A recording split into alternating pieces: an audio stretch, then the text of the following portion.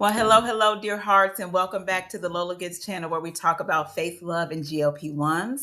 And tonight, we're going to talk about sisterhood. So I have a special guest with me here tonight on Valentine's Day. And I've been wanting to do this for a while, but I wanted to introduce you all to my sister, Dani. And this is her first time on the channel. So we're going to give you a round of applause. Welcome to the channel. So yes, and we're also going to talk a little bit about love and how we support each other. It's my love series here on the Lola Gets channel. So we're definitely going to talk about different things about our journeys, our past in life, and all of this good stuff. So I'm so glad that you're here. Okay. So let's go ahead and dive in. And first of all, let's start by Dani. Do you mind introducing yourself? This is your first time on the channel. Introduce yourself. Oh, I don't mind Tell at us a all. little bit about you. Oh, I'd love to. Hi, everyone. I'm Dani. I'm an author, a former program manager. I write any and everything. I'm a multi-genre writer, and I will be also starting a YouTube channel soon. Awesome. That's exciting times. So we're definitely going to talk about just our walks as writers. Obviously, Dani's been doing this longer than I, as far as being a published author, but we both have that passion for writing. So we're going to talk a little bit about that. And you talked a little about the multi-genre. So what do you mean when you talk about the different things that you write about? Yeah, so I write literary and contemporary, dark and psychological, speculative and fantasy. So subgenres under that would be rom-coms, NA romance, romantasy, crime, thriller, supernatural horror. So really, wherever the story kind of leads me is the genre in which I put it in. Okay, basically. Very good. All right, awesome. So, and I think too, one of the things that we're going to get into here, just when we're talking about that writer journey, is we're also going to talk about just like our glow up, because that was the title of this video. We're going to talk about our glow up and the books that we write and where we kind of started. So first question I'm going to ask, and it's going to be conversational, folks. So we're going to talk a little bit about our journeys and what that looks like. But did you know that you always wanted to be a writer? I don't know if I knew I always wanted to be a writer. When I was a teen, I used to write. I used to write songs a lot. I thought I was going to be a singer when I was young. But I also had like a very vivid imagination. Mm-hmm. Like I played with my Barbie dolls and gave them whole backstories. So, I mean, as I got older, I didn't write as much. I still journaled a little, but I read a lot. I love to read. And when I got into the corporate world, I kind of stopped reading as much as I used to. And then about 5 years ago, I picked up writing again. I don't know like why. I just felt like I needed to tell stories. Like I just wanted to tell stories maybe that I wasn't living myself and put them down on paper. So to answer your question, I don't think I knew I wanted to be a writer. It just kind of like, I think that's where my path led me. Okay. Yeah. So what about you? Did you always feel like you were meant to be a writer? I knew early on that I liked to write. I think when I was in high school, I was writing before high school, but I knew that was kind of my path because I was, in journalism. I was editor of my yearbook, junior, senior year. And then went to college for journalism. So definitely writing was always going to be in my path. I just didn't know what it looked like, right? So when I started actually working, I kind of stopped writing from a journalist perspective kind of thing and just journaled. So I definitely journaled a lot. It was like love letters to God. And I think I've talked about that. I'm a big journaler. I like reading devotionals, all that kind of stuff. And I put a lot of that on paper. I don't know if that made me feel like I was going to be a writer though. I think it was just more about, I love to write. And when I didn't, I had a lot of feelings. I had a lot of emotions about like my relationship with God, my walk with God. I definitely wrote it like, okay, this is a conversation that I need to have with the Lord. And a lot of my journals start with, Lord this, dear Lord that, help me with this, I need you this, I'm thankful for that. Like, that's really what it was. Like my love letters to God. And that's what I write about now, is the same kind of thing. So very good. Okay, cool. So next question, what was the scariest part about publishing? If any? I don't think I was scared to publish. Mm-hmm. I think I got into my head when I was writing my manuscript, Mm-hmm. because I kind of do a brain dump and then I flesh out everything as I write. And I think when I got to the editing process, it was so overwhelming because I'm so like meticulous about word choice and I try to be really intentional that I felt like I was getting bogged down in, is this perfect? Did I say this the right way? Is this the right word to use?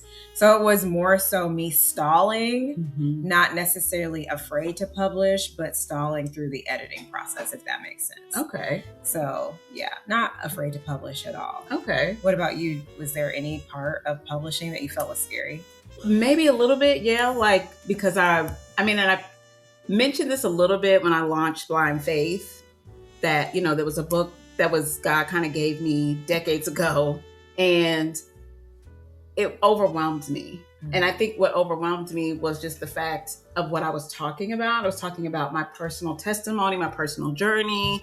So I think a lot of that at the time was overwhelming. Now it's not so much. Mm-hmm. Now it's definitely, and a lot of it has to do with you, right? And your inspiration. And I can't even talk. I was so inspired, but it was really, I was really just like, wow, just the way that you were whipping your books out. Like, and I know it probably didn't feel like it was fast to you, but to me it did. Like, for somebody that has been writing something for like almost 12 years, and then to see you just come out in less than a year, right? It felt like, or maybe I'm wrong, maybe that timeline's wrong, but it didn't seem, I'm just telling you from my perspective, it felt quick. Mm-hmm. And just because of just thinking about my own, like, oh wow, that's so great. And then I was like, well, if you can do it, why not? Right? The time is now.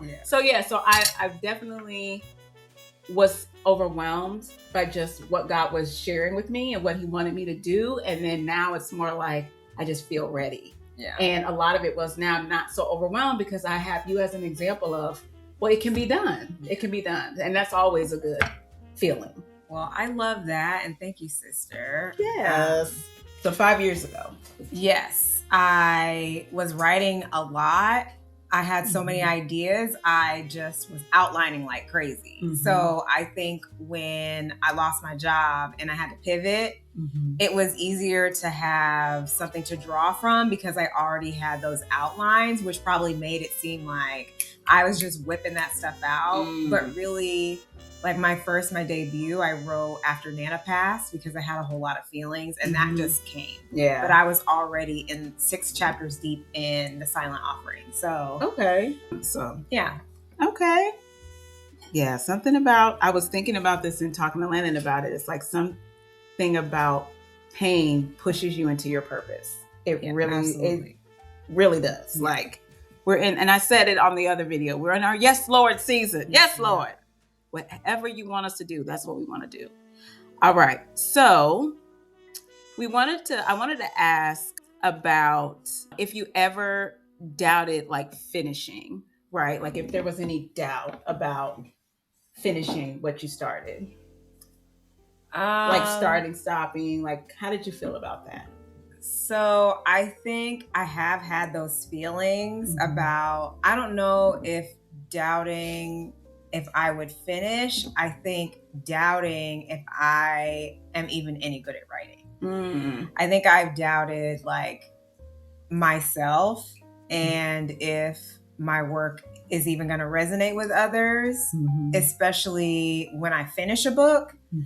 I get this feeling of I don't know what I'm doing. Like, am I just hedging my bets? So gotcha. I think that is a real feeling for me, not necessarily doubting that I'm going to finish because I'm going to finish, right? It's, am I good enough to do this? And you are. Yeah. You're doing it. Yeah. Hello. Yes, you're doing it. So that's what we love to hear, obviously. Yes. So do you ever doubt finishing? I probably did in the beginning. Yes. Yeah. I was like, Lord, why? I used every excuse not to finish when I first started. Yeah. So I started writing when my youngest was born, a little bit after he was born. I started writing because I had lots of feelings, obviously.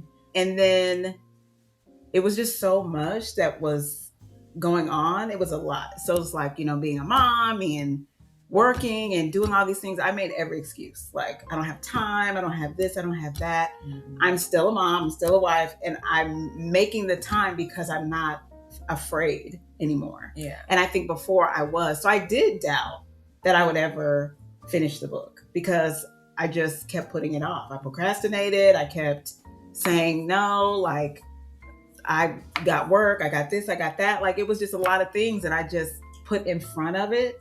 But it's really like, it really wasn't what God was calling me to do, right? He was telling me everything starts with blind faith. And I still don't really know what that everything he's talking about is. Yeah. But what I feel like right now and what I'm currently working on is the fact that I went through a lot of things that I went through for it to be told and for it to be shared with somebody maybe dealing with the same kinds of things. Mm-hmm. So that's connection is really what my story is about, is connecting on that personal level, that walk with God, those things that are confusing, like all of those things when you're kind of in that in between, like, it's like, Lord, I want to trust you, but there's so many things going on, right? And just pushing past that fear is kind of what inspired me to just be like, and you inspired me, like I said, right? Like, it's definitely one of those seasons where I'm looking at everything differently. Mm-hmm. So, yeah, sister. Living in your purpose. I love it. I love it. Yes, we love it here. Okay. All right. So the other thing we want to talk about is the way that we've been encouraging each other, especially with this. Obviously, I call you in the middle of the night asking you about copyright stuff, asking you about formatting, all this kind of stuff that overwhelmed me. And now just seeing you do it, it's not overwhelming to me because you've done it. So you have lots of tools and things to help. And just when you started your journey, what did it really look like to you? Like, what were you like? What was your overall, like, this is what I want to do? What did that look like? I think when I started my journey, I didn't understand how complex it was going to be. Mm-hmm. It felt complex at the time because I was the only one doing everything because, like I said, I lost my job.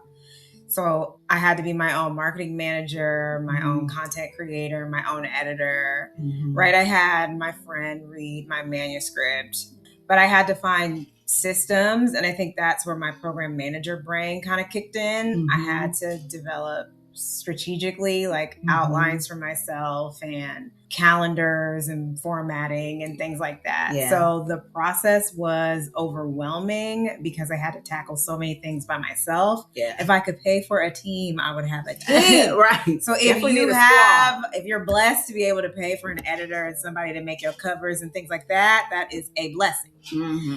So yeah, I think that was kind of the hardest part was the back end stuff. Like the writing was fine. Right. Just putting my thoughts on the page, it was fine. It was all that other administrative stuff. Yeah. I 100% agree with that because I was like, I had my kids helping, you know what I mean? Like, it's definitely overwhelming when you have to do everything yourself. Yeah. Right. And then it's just a lot when you have this passion and you want to write, right? You want that your creative juices to flow, but then you have to stop for a second and then do all the administrative stuff because nobody's going to read it if you don't publish it, right? Like, so you're writing and you want people to read it, but there's that administrative stuff. So paying for a team, like when we get that all the way glowed up, we're going to have a squad. Okay. If anybody's looking to publish and work with us to help, put it in the comments, folks. Okay. All right. Honest.